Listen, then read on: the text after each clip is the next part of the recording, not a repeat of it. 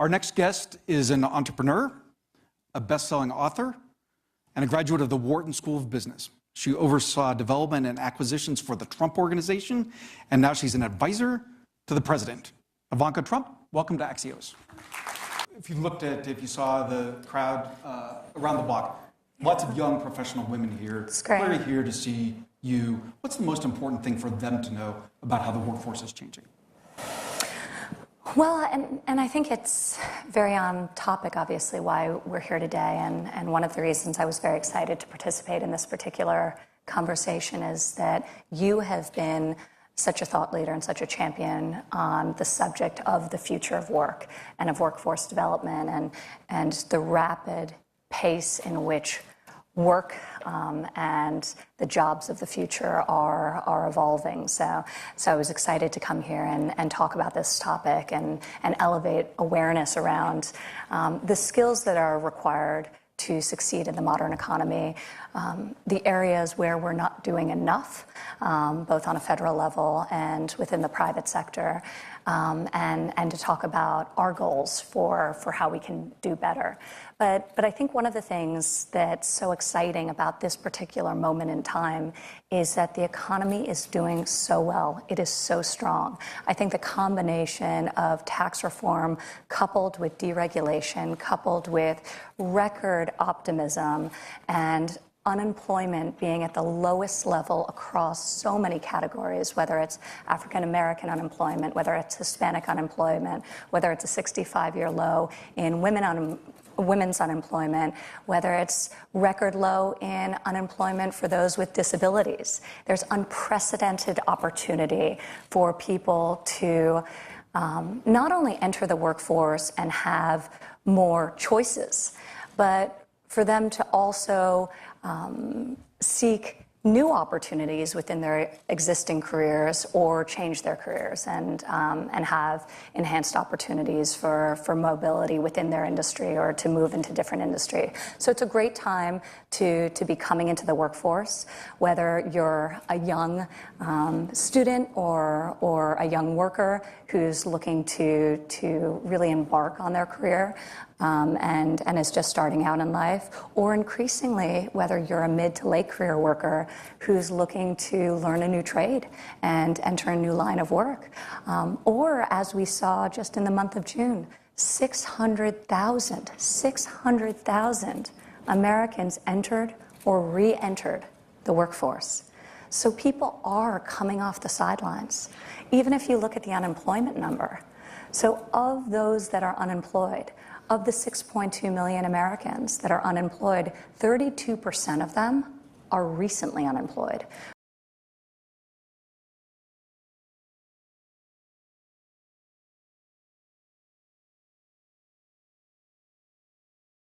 Which means they weren't deemed unemployed beforehand. They had stopped looking for work. They were frustrated. They had ceased to be actively looking.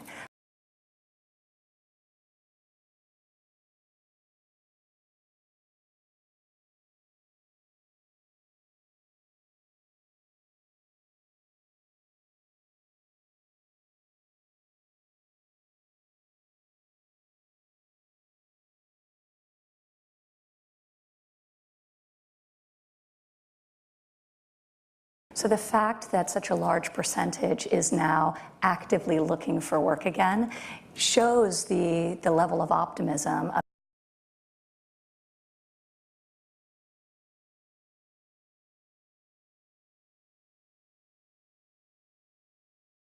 about the ability to secure a job. I think that coupled with rising wages, it's a great time to be looking for work. So to all of the young people in the audience, think big, be bold. Obviously, early in your careers is the easiest time to take a risk, to experiment, to find out what it is that you're deeply and truly passionate about. And one of the lessons that I've learned from all the people that I've been privileged to know in my life who have succeeded at the highest levels is the people who achieve the greatest accomplishments, whether in business, in politics, really in any industry, in academia, are always the ones who strive the hardest, work the hardest. And the people who strive the hardest and work the hardest are those with the greatest passion for the work that they're doing.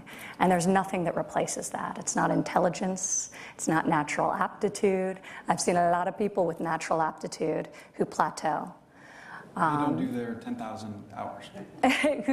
Correct, and actually it can be limiting because it's sort of this fixed mindset. They start to run away because they feel that once they're exposing themselves once they hit a ceiling and they're no longer able to progress. So it's the people who have to work for it and work hard and continue to achieve. So it's an exciting time. It's an exciting time to be in the workforce. And because of the health of the economy, it's an exciting time to tackle the challenges that we're talking about today. And as the Axios founders can tell you, every time in your career is a good time to take a risk. Ivanka, 2 weeks ago in the East Room, President Trump thanked you for your months of work on the White House Workforce Initiative. That includes a pledge to America's workers, where companies promise training to specific numbers of current and future employees, and you have some news.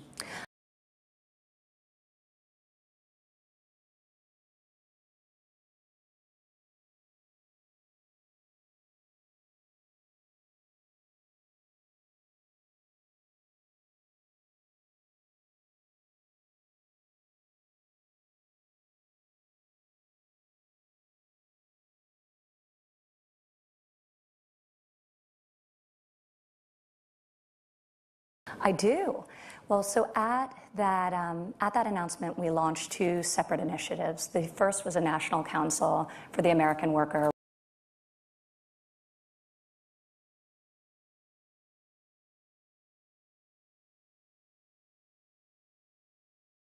which is a U.S. government-led initiative to think holistically about the education and skills development of the American worker from birth through retirement.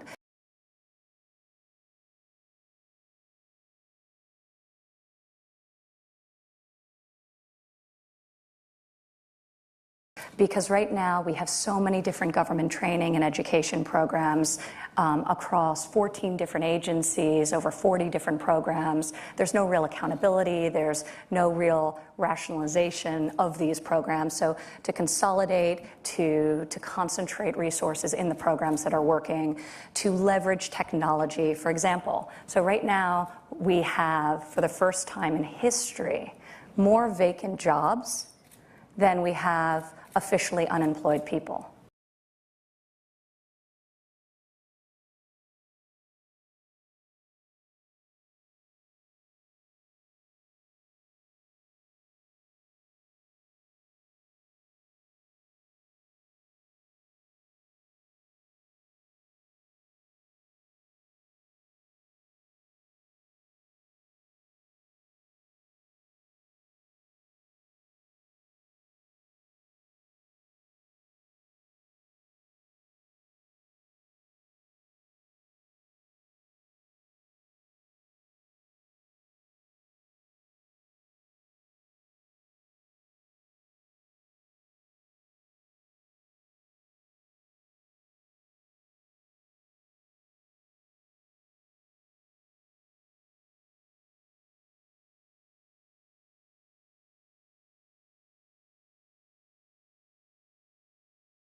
Which is amazing. But if you ask the Bureau of Labor Statistics, okay, so where are the vacancies? They can't tell you. They can tell you what industry the 6.6 million vacant jobs are in, but they can't tell you geographically where they're located and what underlying skills are required to fill them, or what training programs will give you the skills to fill the vacant jobs. So there's a lot we can do in the federal government, aside from skilling people. That we think the private sector can do much better than we can, particularly for mid to late career workers. But there's a lot we can do to work with the private sector and harness big data to create transparency so people can make smarter choices about the education and the skills that they're acquiring at all stages of their life. So we have a lot of different initiatives with the U.S. government-led council. But in addition to that, one of the great powers of the White House is the power to convene and the power to amplify.